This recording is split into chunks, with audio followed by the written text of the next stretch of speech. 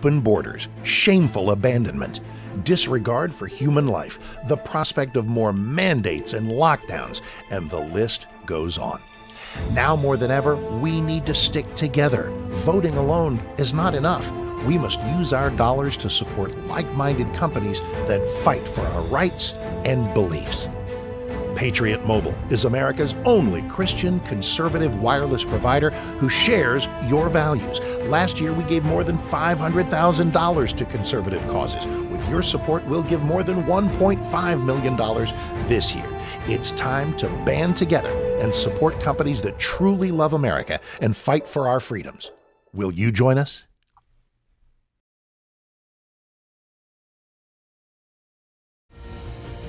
This is Kentucky's Voice Radio, covering the latest state and local issues with Tom Fallbush, Bob Scott, and Jim Waters.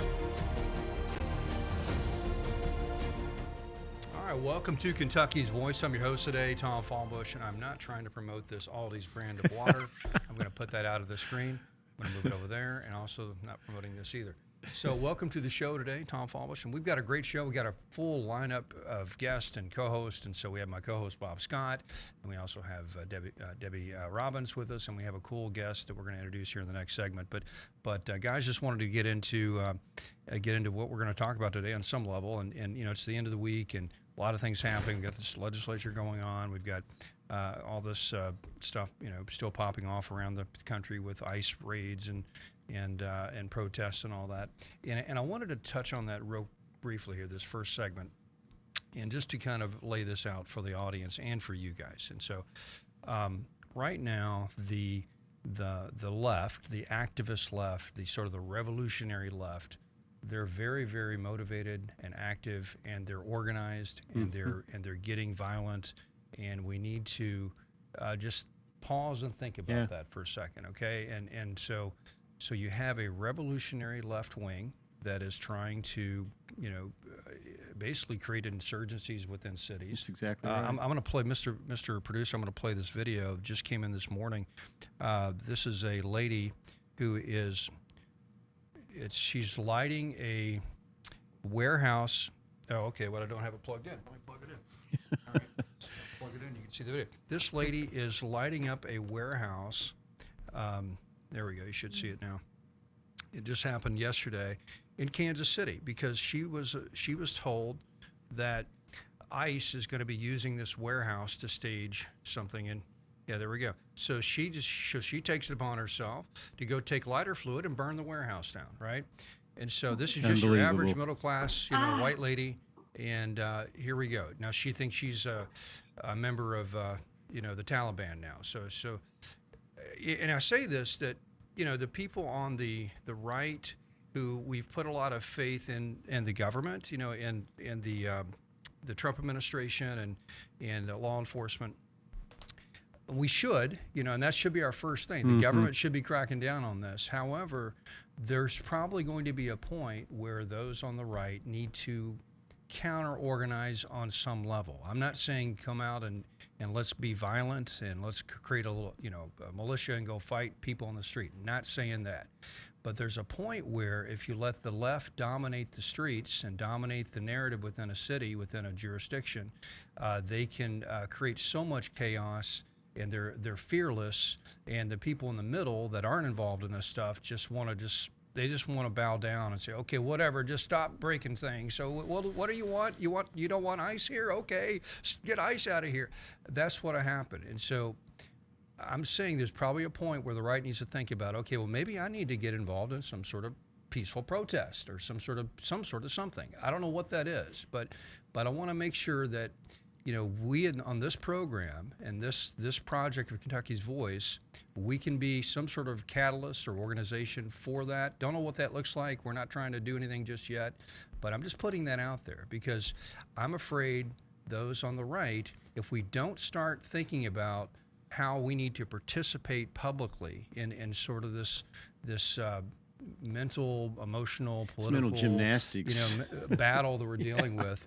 Well, we're you know, Tom, get steamrolled, and we're going to get steamrolled. Yeah, what's going on right now? They're now threatening to, again to shut down our government Yeah. under the guise of ICE. That's right. But it's more than that. You know, it's something that they're building to lead into the midterm elections, and these are things, folks, that we do. And I agree, Tom, with what you're saying. We have to be on top of and understand and be politically active with regard to this. In fact, we have a clip later from Senator John Kennedy that I'd like to share regarding this, as he calls them the Karen left. But the Democratic Party's been taken over. The Karen left. Yeah, there we go. The Karen left just burned down a warehouse in Kansas City yesterday. Yeah. So there we go. So it's really something we need to consider. And in this show, we will help do some of this stuff because, you know, listen, we don't, no one else will, right? This is our town. We need to provide anecdotes. That's right. Stop Anecdotes. this. There we go.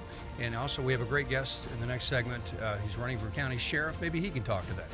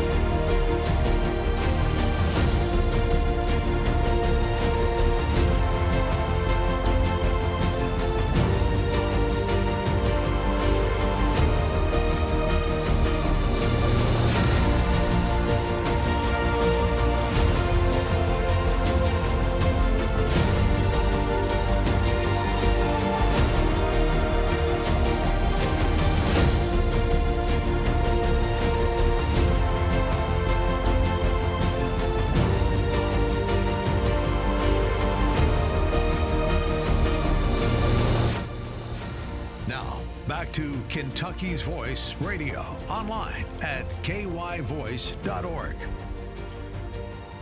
All right, welcome back to the show today. I'm your host, Tom Fallbush, and we have Bob Scott and Debbie Robbins on the line with us. And you know what? We talk a lot about somber, heavy issues here on this show. And there's times where we need to, you know, just reflect about, you know, how good life can be sometimes. And this is a story that just popped up.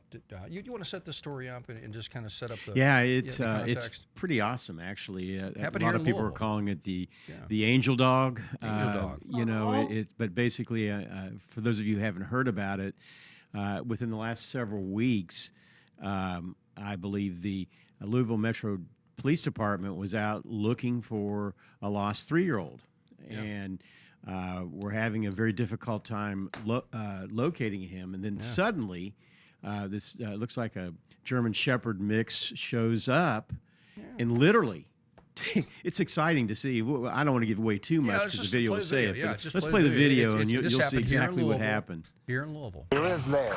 It comes via police body cam footage from Louisville last month. A missing 3-year-old child. More than a half dozen officers on the search.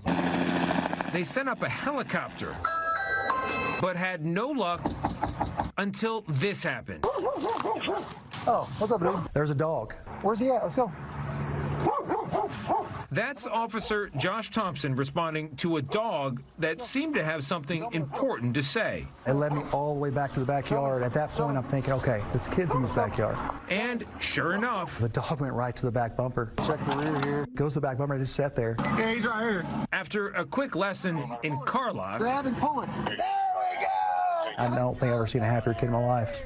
He jumped out of the car, bear hugged my neck, and wouldn't let go. Good job, buddy. the dog had cracked the case. Blast, he found him. Man, I don't know where the dog came from, but it was a blessing from God that day. And here's the thing about that dog. Officer Thompson says he'd been patrolling that neighborhood for 2 years and had never seen the dog before that moment. And he hasn't seen the dog since that day. And to this very day, the department still does not know who the dog belongs to. Debbie, do you believe in angels?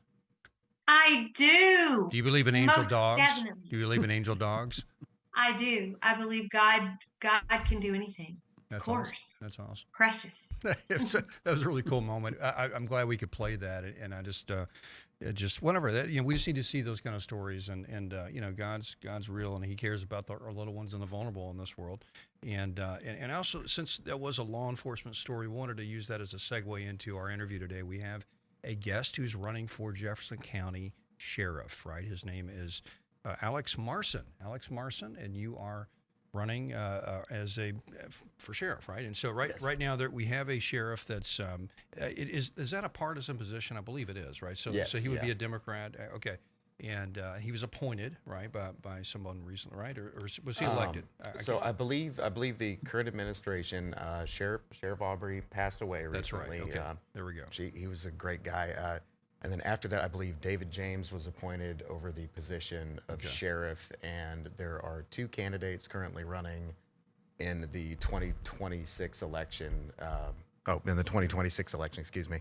Yeah. I'm not sure of the second one's name, but I do know that the chief deputy of the Jefferson County Sheriff's Office, Steve Healy, is running as well. Steve Healy as well. Okay, great. Okay, terrific. Okay, so but you're running as a Republican, I would assume? Yes, okay, yeah. very I'm good. Okay. running as the only Republican on the ticket, so you're not going to see me in the primaries. I'm going to be all the way out in the November election. November election. Okay, got it. Now Aubrey, was he a Republican or was he a Democrat? Yes, he was. He was. That's what I thought. Was I thought he? he was. Yes, yeah, exactly right. Yes, he was also on our board of elections on the committee. That's right. So I'm not sure if that's something the sheriff is that might be something the sheriff automatically is supposed to be on the board of elections. I may not know, but I know John Aubrey was and he was a very good man. Everybody he was really a good man, but you don't know if he was a Republican or not. I do know. Yes, he definitely was a Okay, Republican. got it. Okay, yes. well there we go. So historically, that seat has been held by Republicans. So that's a good thing. So we'll need to we need to continue that tradition here. And so, well, tell us about the sheriff's position. Why is it? Because people who live in this city, and even including myself, you think, well, we've got a police department. Why do you need a sheriff? What's the point of a sheriff? But I think the sheriff is actually a constitutional ordained position, and it's also something that has to exist, whether or not you have a police department or not. And so it has a role. And so what's the difference between, say, a police officer and a sheriff? I mean, Well, to start out with Louisville being a metropolitan county, like Jefferson County is all within the Louisville metro, it changes up the dynamic a little bit. If you go out to the smaller counties, you obviously have the city police, which operate within the scope of the city districts, and the sheriff, which operates across the entire county. They essentially have authority over the county itself. Right. Despite us being metropolitan, the sheriff's office still is a very important position in the sense that it is the only elected law enforcement position within that scope. Right. So with the city police department, the mayor is obviously an elected position, but the mayor and the city council are the ones who appoint a police chief. Police chief, right. So you kind of get a telephone game as far as the community's engagement with the department, the policy, the priorities, where the sheriff, it's a direct line. If you don't like what the sheriff's doing, you can go and cast a ballot, and you will have a new sheriff. That's right. That's right. Okay. And that's. But in a city like Louisville, the role of a sheriff isn't necessarily to go out and arrest criminals or to give tickets on the freeway, because you have the police department that does that primarily. But so what does the sheriff do? What does the sheriff's department do in a city like Louisville? Currently, the sheriff's department is primarily within the courthouse, and then they all they handle the civil paperwork and administrative side of the judicial branch. So they do a lot in this city, and they also have full enforcement authority in the same way the police department does. Yeah, they can pull does. you over and give you a ticket if they need to. Yeah, that's right. Yeah, but as of like the current structure, they're primarily tasked with the courthouse duties, and the police department is tasked with the general patrol over the county. That's right. That's right. Yeah, and so may I ask a question to Alex? Yes. Hey, Alex, like we're all watching, with great interest that case in Tucson with the missing lady. So, and the sheriff is in charge of that investigation. Does that happen here in Louisville, or is that just the LMPD? Please, would you mind explaining the difference? For us? The that again kind of like when you go into different areas, jurisdiction and who takes lead on certain investigation changes. Like you take a city like Los Angeles, the city police department would take lead in it. If that occurred here in Louisville, LMPD would be taking lead just because they are the primary law enforcement agency currently. So it changes from city to city based on how the sheriff and the city officials agree to distribute responsibilities in regards to that. So how? And Go ahead, Wait, Debbie. I'm Yeah, sorry. And why is it important that we have a Republican sheriff versus that was my question. the other philosophical side? Okay. The like in my opinion and my take toward this, although I'm running on the Republican ticket, I'm not necessarily a Republican sheriff. When you dial 911, Right. you get response, whether you vote blue or red, whichever religion you practice, you have a right to call for help, and the officers that respond have to respond to you. And so my What do you think the my difference goal are in the essentially qualities? and Of the qualities between you and the other side. yeah, so currently the trend for the sheriff's department is to kind of maintain the status quo. What I've seen based in my law enforcement experience and also living as a resident and citizen of Jefferson County is you don't really have an option. If LMPD comes and tells you that they are restricted from helping you due to policy or there's nothing they can do, there really isn't another alternative. You're kind of left hanging in the wind. My goal with the sheriff's department, and obviously this would be a big undertaking, would be to continue doing the amazing work that they've been doing up to this point, but also looking at increasing staffing and developing a patrol bureau to bring the deputies back out into the county as a resource. We pay taxes to have this law enforcement agency in our city, and it doesn't seem like it's being used to its maximum potential, especially as hiring numbers are dwindling with the city police department. We have the incorporated areas that are dealing with rampant automotive theft. The sheriff's department would be a resource that could go and help supplement and also provide solutions using the resources and capabilities and training that may be lacking in other agencies. So I think, I'm sorry to interrupt. I think Tom asked you, but do sheriffs have the same training as police officers? Yes, the sheriff's department is like the deputies have the same legal authority and training as police officers. And as far as like resources and allocation and such, that all depends on funding and infrastructure of the department, but legally they have the same authority. Yeah, and that's really exciting. So it looks like there are some areas that the Louisville, Jefferson County Police areas that maybe they're not addressing properly, or maybe they're understaffed, or they just overlook. Maybe the sheriff's department can come in and supplement and help focus in on some of those areas. That's a very interesting take, and I'm glad to hear that you're interested in doing that. So we'll be right back with a candidate for Jefferson County Sheriff. It's Alex Marson, and he's going to be on the ballot this fall. So we'll be right back. Are you with ready Alex to Marson. stand for truth? Kentucky is at a crossroads, and we need voices that won't back down. This is your moment to rise, speak up, and be part of a movement that's changing the narrative in the Commonwealth. Kentucky's Voice is calling on bold citizen journalists, fearless editors, and those unafraid to speak truth in the public square. Volunteer, intern, contribute. Scan the QR code or visit kyvoice.org to join the fight. This is more than media. This is your moment. You are Kentucky's voice.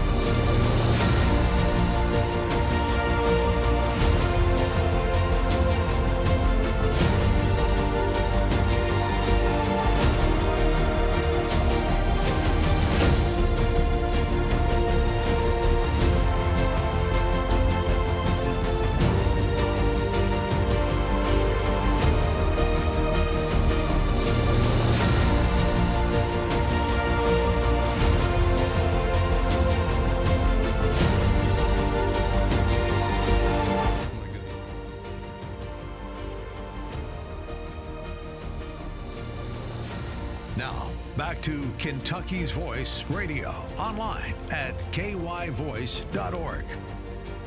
All right, welcome back to Kentucky's Voice. I'm your host today, Tom Fallbush. We have a very special guest, Alex Marson, who's running for Jefferson County Sheriff, right? And so he'll be the guy that you're writing your property taxes to here in the next, hopefully in the fall. And so, but not that he's getting it himself. It's like it's just the way they do it. I don't, it's not like him. So you're not giving. It's just you're paying your taxes to the government, not to him. But anyway, but we want somebody like Alex Marson as our sheriff. And so we had Aubrey in for years. He was a Republican, great guy, had a great law enforcement background. And we were just talking about the last segment what the sheriff department can do with a new vision of maybe expanding some of its role and help supplementing some areas that the LMPD doesn't really do very well. But and Alex, you used to be a LMPD police officer, so you understand what's going on. And so Bob and I were talking about that, and so Bobby had a question about that, and just LMPD, and I don't know what can a sheriff do to help help the LMPD? I mean, is it in fact, folks, if you want to join today's really great conversation, you can do so by texting us at 502-571-0970. Again, that text line number is 502-571-0970. And we were talking about, I know most of the sheriff's departments in the state, if not all of them, actually go through training at Eastern Kentucky University. They have a police academy set up that's very good, obviously, that they do that they do the training. Now, a lot of the bigger cities like Louisville and Lexington, and of course the Kentucky State Police, they have their own academy. That they will put people through, officers through to get them properly trained. So right now, again, and I know, Alex, when we were talking off screen, you were mentioning. In fact, you honestly have a very compelling reason why you decided to run. I mean, it was extremely compelling, and I think our listeners really need to know about that. You, again, had served for roughly, I guess, 8 years on the LMPD, and left that, and you might want to share with our listeners why you left and your reason now for running. Okay. So initially I moved up to Louisville and accepted a position with the Louisville Metro Police Department in 2016. It was after I'd completed my education at Eastern Kentucky University. I got my bachelor's in criminal justice and police administration. So law enforcement was something that was I was drawn to. Louisville offered me the opportunity to gain real-world experience in a major city at one of the state's premier police departments. I know we're talking about like shortfallings and such, but I do want to make clear that the Louisville Metro Police Department is probably one of the best in the state at what they do. Any kind of shortfallings just kind of fall into the bureaucracy of things and the inability to make meaningful changes to policy as problems come up. I served up until 2024. Toward the end of my career with LMPD, I was just noticing issues that were kind of repeating themselves. Crazy stuff like with the stolen Kias and Hyundais. It's a very affordable car. People in blue-collar neighborhoods will save their money so they can own a nice vehicle, which Kia and Hyundai kind of fall in that bill, and then have those cars just repeatedly disappear out of your driveway and turn up stripped out on the other end of town. You would take reports for that. And that's been a major problem. It is a national issue, and the automotive theft and chop shops, it's a key issue that affects the voters inside the city. Well, let me say this. I just had my vehicle stolen from this TV station about 2 years ago. Oh, geez. And I got it all on camera. And actually, let me set this little LMPD shout out. We put a Facebook ad out and said, "Hey, this car is missing." LMPD ran across the vehicle and just happened to notice it because they happened to see this Facebook post and they recovered the vehicle. So hats off to LMPD, and there we go. So anyway, whatever. I had to say that. Yeah, no, like I said, the stolen cars. I got a story. The work of LMPD is impeccable. It like take mostly is on the bureaucracy, which is where me and my partners were very dedicated on trying to address this issue, because the number one way to maintain legitimacy in your mission as a law enforcement officer is to listen to the public and help them with the issues that they're facing. If you're being victimized every day, you should be able to talk to an officer and see some progress made that way. But it was getting to the point where we were taking reports for a car that was stolen by juveniles in the morning at an apartment complex. And while we were taking that report, in one instance, the car drove back. Suspect got out behind us and jumped in another car and sped off again. And the person I was taking the report for said, "Hey, there's my car." And another woman came running up saying, "That kid just stole my car." And we watched that car drive away, but because of the limitations of policy and the lack of training as far as like vehicle interdiction, i.e. like the grapplers, pit maneuvers, stop sticks, the average patrolman. And that's banned right now, right? It's not banned, but like in policy, it's not. I mean, you're not allowed to engage except for like very straight criteria. But yeah, we're not provided any of that training, so we have to look at the victim and say, "I'm sorry, we're not allowed to engage in that." And unbelievable. And that even happened with a robbery that occurred in front of us, but because it was a strong arm robbery at the time, the pursuit didn't get authorized. And even if it was authorized, we're not trained on stopping it as soon as possible. When the pursuit gets authorized, LMPD is essentially stuck following this car. The longest pursuit I'd been part of was 2.5 hours, which is just asinine when you're talking about like a high-speed pursuit that goes all the way up into Indiana. So it's clear there's a serious morale problem with LMPD that's policy-based, not because of the officers. They're doing their job. So and that's one reason you left. I think you've described it that way. One reason it's and he's not the only one. He's not the only one. But isn't it interesting that we could actually have a sheriff that used to be part of the demoralized LMPD that can come in and maybe help the LMPD in his role as sheriff? Am I overstating that? Or no, and that was my major goal. One of the main things that pushed me to leave LMPD was we got faced with another situation where a known felon who had been stealing these cars took off from my beat partner when she encountered him on a dispatch run. Like, she wasn't out there looking for trouble. She got called because of a suspicious vehicle, and this vehicle takes off at a high speed out of the neighborhoods. It had a GPS tracker on it, and I was driving down Dixie Highway, and the radio updated that it was near my position. And I saw the vehicle stopped in traffic. It's like a 4,000-pound SUV, stopped at a red light, blocked in by other cars, and the command staff at the time on the radio said, "Do not engage, pull somewhere where he can't see you so you don't instigate the suspect," which per the policy was the call, because that's where it's at. And then with state law, if you violate departmental policy, you can become personally civilly liable, especially regarding vehicle pursuits.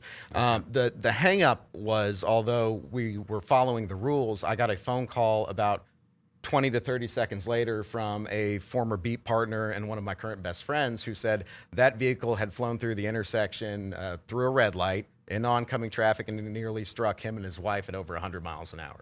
Wow. So it put me within a split-second decision of my friend's reaction, luck, and God, away from having to go and explain to his parents that I had an opportunity, a physical, tangible opportunity to intervene in this incident, and it resulting in the death of one of my close friends.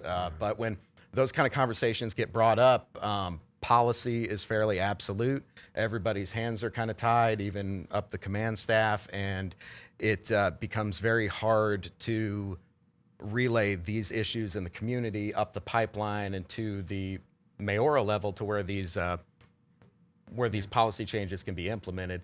My hope on becoming sheriff is not to just cut the dogs loose willy-nilly and turn the city into a Dukes of Hazzard episode. Let's do it. But yeah, but within reason, creating, like I said, creating that patrol infrastructure to where there is a resource that can supplement for these other departments that may not be able to make these policy changes to address issues, but to develop safe avenues and solutions to these problems within the law, and then also create an infrastructure to where officers, if they are dealing with a problem they can't fix, bring it up and bring those changes as well.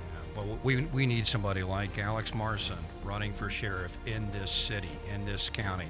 So get behind his campaign. He's got a couple other. Well, you're going to have, I guess, one Democrat in the fall because they're going through a primary. You're not going through a primary. Yeah. You'll be on the ticket. So let's vote for Alex Marson. We'll be right back on Kentucky's Voice, and we want to hear your texts as well.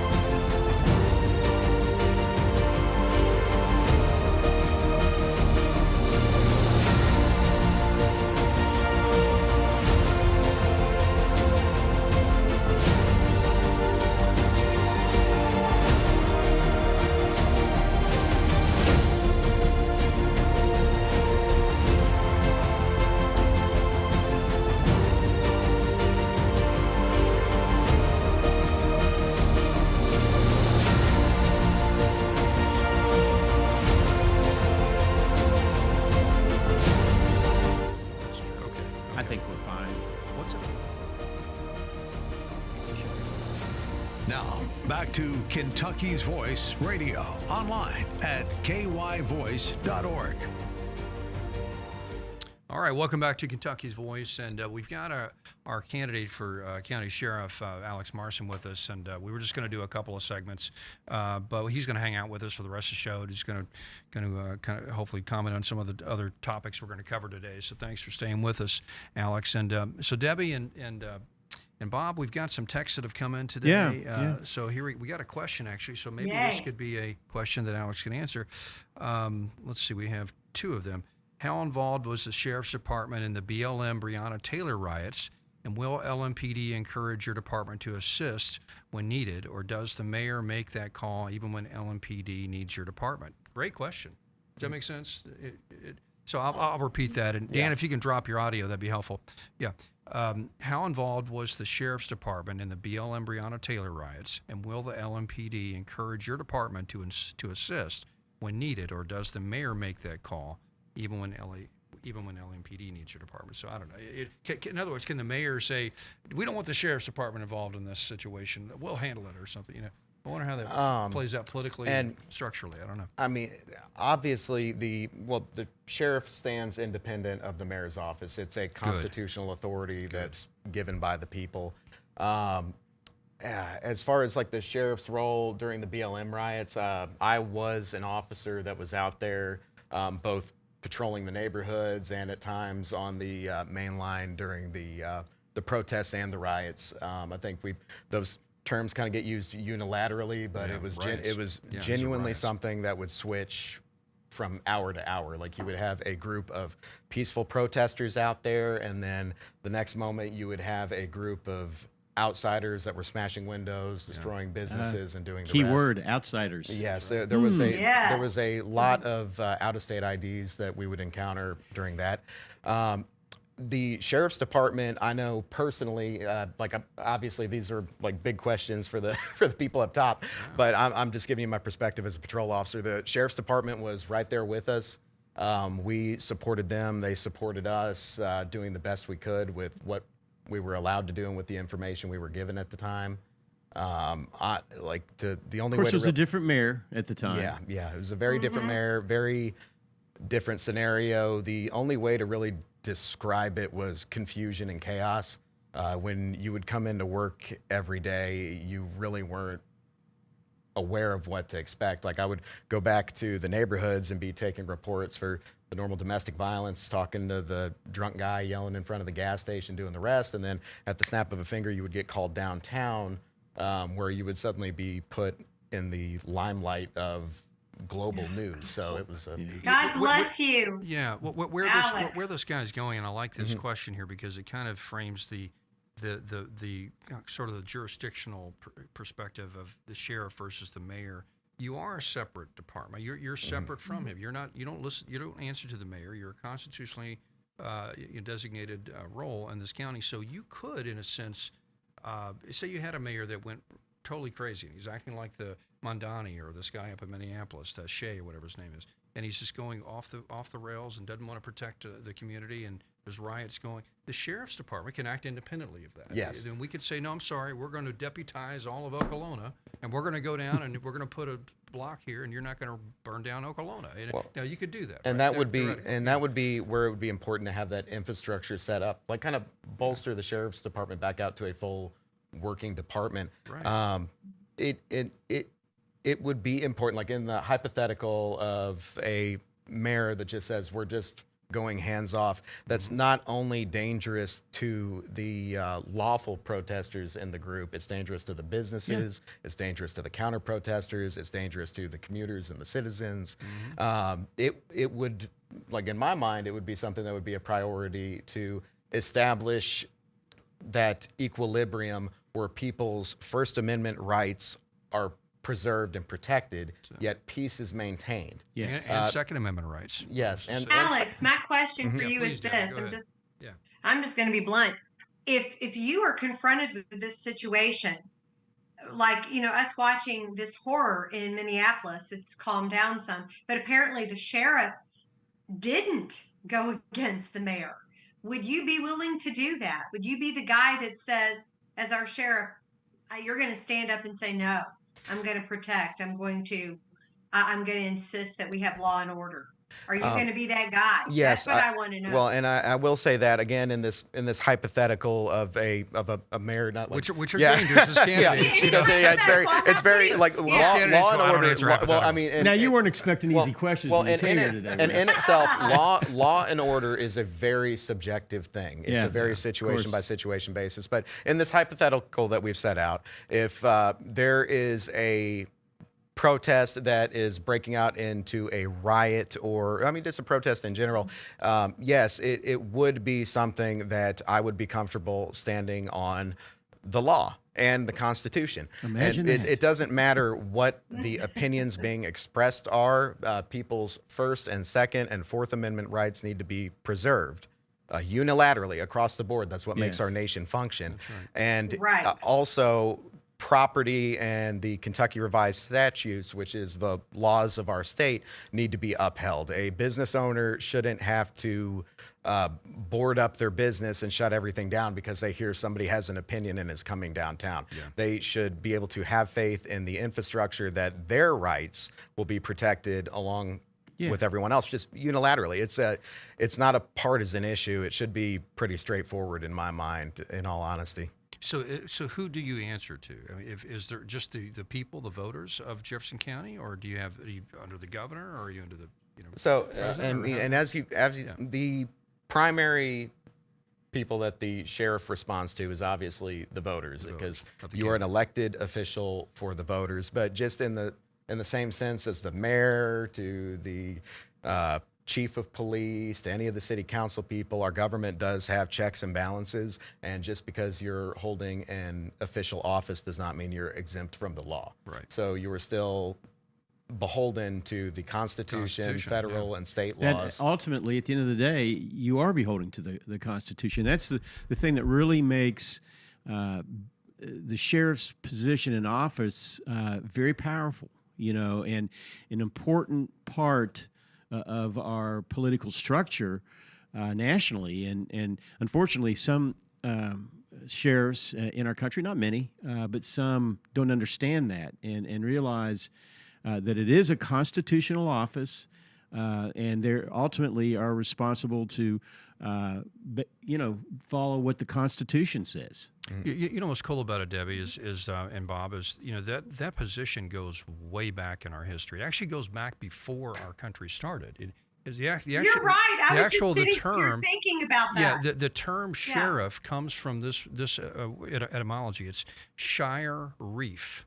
All right, a reef was the person that maintained law and order within the shire in England, right? So think the Lord of the Rings, right? Think Lord of the Rings. Think we're in the Shire, Frodo, and da da da. That was based on the the English countryside of the the counties. So this is a very old position that goes before our country. It's almost one of the most something that we've just kept historically because it is so essential to what we do, and so it's a very important role. Oddly, the position of sheriff is supposed to be one of the less political offices in our country. That's why our Constitution is so important and really spills that out. And it is an important office that really, and I applaud you for looking at Alex expanding that role within Jefferson County, because we have seen with past administrations, and I'm talking about leadership administrations in Louisville, that not being handled properly, in my opinion. And so I agree. And I'm going to jump in here if it's okay. And John Aubrey, what a kind, wonderful person. But another issue was he was an aging gentleman. He was getting much older. You really, I just want to. We all need to learn to transition in our lives, whatever. Yes. We always have a purpose. We always have something we can do, but we've got to transition. And in this position, we need a young man like Alex, who's energetic, who's thinking, who's going back to the beginning and looking at, what this stands for. Because when you were saying, law and order is subjective, or the definition, but in my mind, it's not. Order is order. When you have people throwing a water bottle they put in their freezer and it becomes like a brick and can harm one of our officers or harm citizens, that's insane. And we need people to stay, these illegal aliens that are here, if they need to be removed and taken out, our sheriff should be there to help ICE accomplish that mission, because it is the law. That is fine. So I just think it's gotten so convoluted, and sheriffs they're a big buzzword right now, or they are in my mind across this country. What you're running for is extremely important, and we need someone with common sense and good, strong moral background, traditional moral values, and like the Shire Reef or whatever it's called. I think of.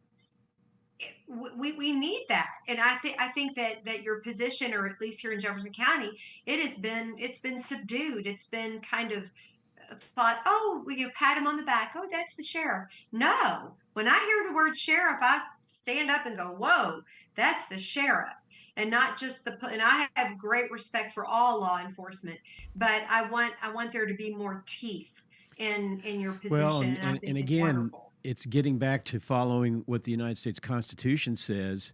Yes. And the bottom line, one of the questions that came in, getting a lot of questions, and thank you for that. Therefore, the governor controls the sheriff's department like Bashir did during COVID.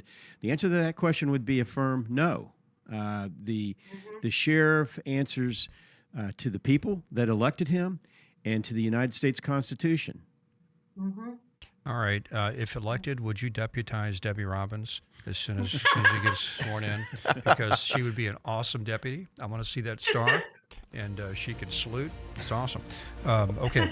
We'll be right back with Alex Marson and Bob. Bob, you too. I think you'd be a great sheriff too, and or a deputy. So we'll be right back with Alex Marson. He's a candidate for Jefferson County Sheriff, somebody we need as a counterbalance to help augment our law enforcement of this city. As obviously has not performed well for us as a community. We can fix it. We'll be right back. Kentucky's Voice is your home for real news, real people, and real answers. But we can't do it without you.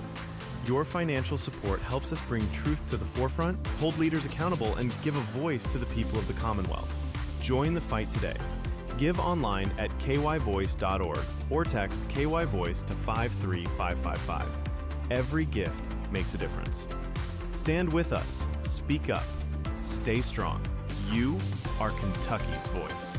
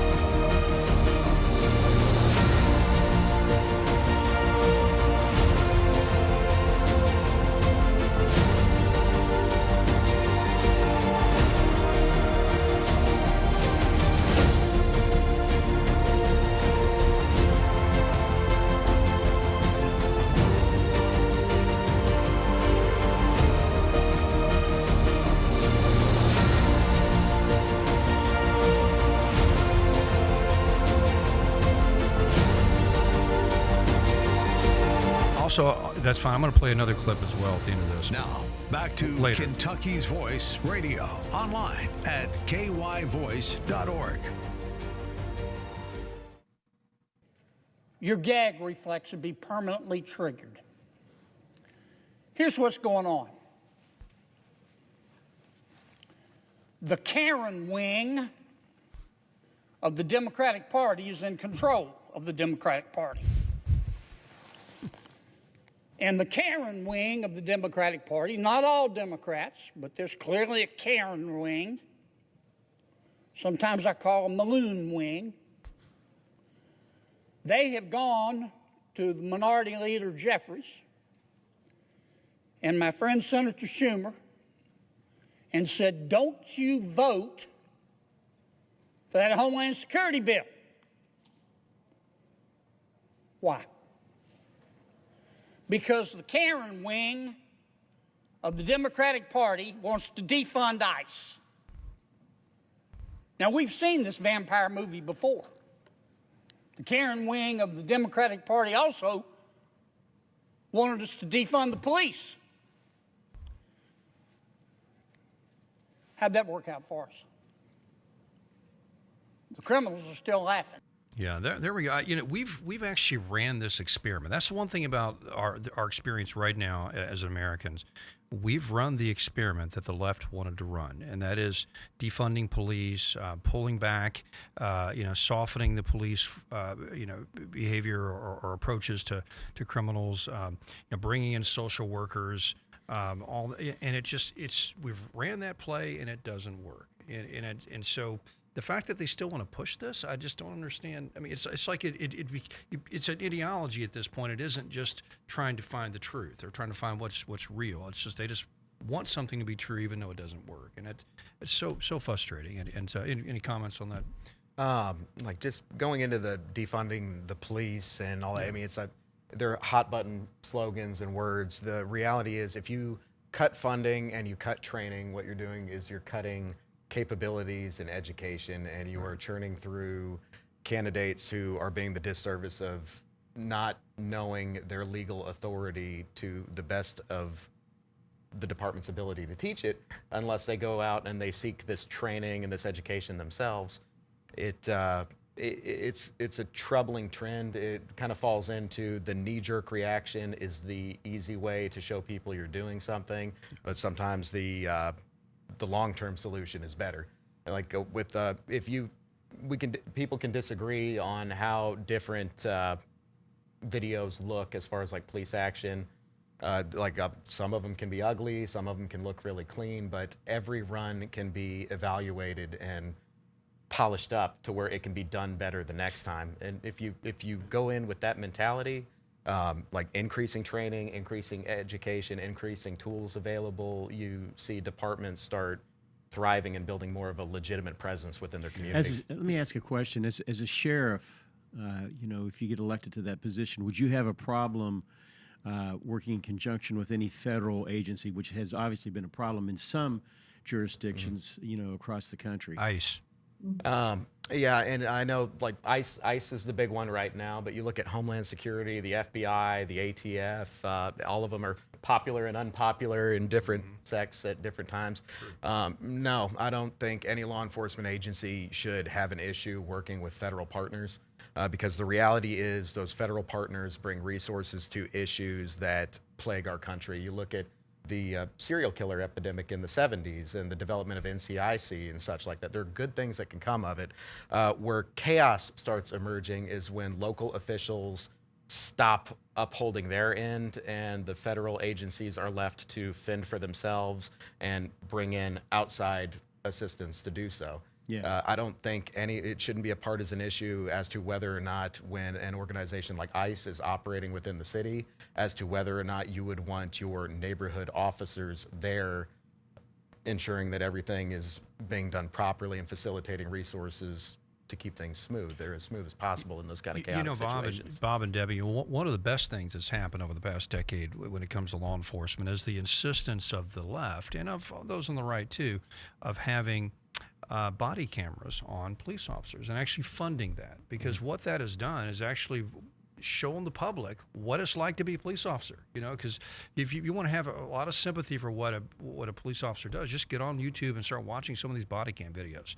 It is just crazy. There's some of the stuff how people act and how what the police have to deal with. And so that the narrative was, we're going to show you that these police officers are abusive. We're going to make them wear body cameras. And then all the video comes back and goes, well, you know what? They were kind of right. Yeah. They were kind of right. These guys they're pretty crazy. I think let's give them a hand there. So it's just, that's a good thing. Any thoughts on that? I assume a sheriff have body cams. Yeah, and again, body cams are a trick because you look at the massive amount of video that's accumulated, the state requirements on how long it's meant to be kept, and then what company you use, what brand you use can really eat a budget up really quick. Like if you look at how much it costs to store data with a group like Axon, which is one of the most popular cameras, or Motorola, these data centers cost the city money, and some of those videos have to be kept up to 100 years. Regarding felonies. Wow. That being said, government needs to be responsible with how they spend money. Putting cameras on officers, like you said, I do think had a lot of good effect because it opened up this conversation. It kind of dropped the veil. It was a tool that moved toward transparency, a word that gets thrown around a lot. But it also started conversations. And a lot of these disagreements about how government operates get resolved fairly easily if two people of opposite minds can sit down and have a clean and clear discussion and have a third party that can sit back and lay down like the law. I know with police videos it's tough unless you have like a working knowledge of the law, but if those conversations can happen, it helps improve the public's ability to understand what is happening as well as trust in the legitimacy of the action of the officers. Well said. And I wanted to make sure Bob and Debbie have a chance to say something, but I wanted to play this little clip too, and Bob, I'm going to segue to you after this. But Mr. Producer, if you can get this ready, this is a local judge, and this is someone who had basically reduced a sentence on her own after a jury had basically. Well, we'll just play it. We'll just watch. I want everybody to comment on this. But Judge Davis thought the jury's recommendation was too long. She feels he hasn't mentally matured yet and never had a real shot at getting any help early in life. But if you were to come in here and instead of being hurt and angry, which is what this court hears, right, as a 20-year-old African-American male that has been, experienced this society, etc., and you would show that, yes, okay, this is the situation, this is who I am. I don't want to be this person anymore. I don't want to be in jail for forever. Thompson repeatedly stated he did not care, not about his sentence, the victim, or her family. But Judge Davis emphasized she's the one that holds the pen, and regardless of what the media may think, she applies the law. To her, 65 years was an extremely long time. As she puts it, it's his whole life, one she doesn't believe should be spent entirely behind bars. This court does not believe that Mr. Thompson, if given the resources that he can get while incarcerated, is beyond being rehabilitated. So this person was convicted of kidnapping, raping, violent kidnapping with a weapon, and was sentenced to 35 or 65 years by the jury. And she unilaterally said, "Well, that's too much. I think it's because, I don't know. She used the term a young black man, so maybe she has some sort of, just some sort of DEI, some sort of racial critical justice. Well, she clearly theory. said it referred to his race. That's right, which exactly. Happens it's to just be hers too. Racial justice. I'm going to reduce your sentence now. 35 years still a long time. I even did a search on this. So, well, will he really serve 35 years? But for violent crimes, at the least he will serve as 30 apparently. So, still a long time. But I don't know. What are your all's thoughts on that, Bob? What are your? The judge was again elected by the people, right? And put in that position. And I guess our recourse would be, if you don't like the way that she's ruling, is to vote her out of office. But I do feel, 65 years is a long time. But what he did is awful. Yeah. And I'm concerned that she would go against the ruling of a local jury of his peers. I wasn't there to see the case, but I'm assuming that some of them were African American as well, right? That felt this way, felt strongly this way. And to me, let me say this real quick. It shouldn't be a race issue. This should have absolutely nothing to do with race. That's exactly what the left wants. They want to make it a race issue, when in fact it's what needs to happen is doing the right thing issue. I guess right. Well, I say, as I've said before, as Samuel told to Jesse, the father of David, man looks at the outside, God looks at the heart. That's right. This kid has a heart problem. He had poor parenting. There are a lot of things that come into play that have caused kids to be heartless, to be callous, to have no regret, no remorse. I sat on a death penalty case about 15 years ago. It was devastating. A young man bludgeoned his father to death. And because of so many crazy things, we weren't allowed to know some evidence, of course, on a death penalty case until we were a hung jury. And then the judge comes in and tells us all the things, because I knew he was guilty and I was also the jury foreman. It's sickening. It's sickening. And the other issue is the judges. I'm sorry, I'm jumping all over the place, but yes, we need to know who's running for judge. What do they stand for? That's why I'm after Alex right now. I know he's a Republican. I can tell he's conservative. What do you stand for? And what are you going to stand on when times get tough and when you are being pressured all the way around? And judges, we've got to learn more about them. And it's very difficult because that is a nonpartisan race. Also, they're under so many ethics issues themselves. If they reveal anything, they can get in trouble. It's just an issue that we need to keep bringing up, keep discussing. Let me get Alex's judge take here, I think she did the wrong thing. How dare her override the jury? Okay, Alex, you got 20 seconds. What are your thoughts? I'll keep it quick. Just the issue of it being a racial issue, I will disagree with. When you look at the decisions of judges, it expands with suspects of all race, creed, and color and religion. That is not the case. When you look at the decisions of judges, it expands with suspects of all race, creed, and color and religion. That is not the case. When you look at the decisions of judges, it expands with suspects of all race, creed, and color and religion. That is not the case. When you look at the decisions of judges, it expands with suspects of all race, creed, and color and religion. I was actually almost shot by a suspect who had been released by a local judge in 2021 that should have been in jail. And I know the biggest disservice is to the victims, because when a victim hears something like that said, they lose faith in the system. And when the public loses faith in the legitimacy of the system, that's when things You're start falling right. apart. That's what I meant to say. The victim will always be wounded by this. That's right. Hey, great stuff. Hey, Alex, thank you. Remember, vote for Alex Marsons in the fall for county sheriff. We'll be back tomorrow.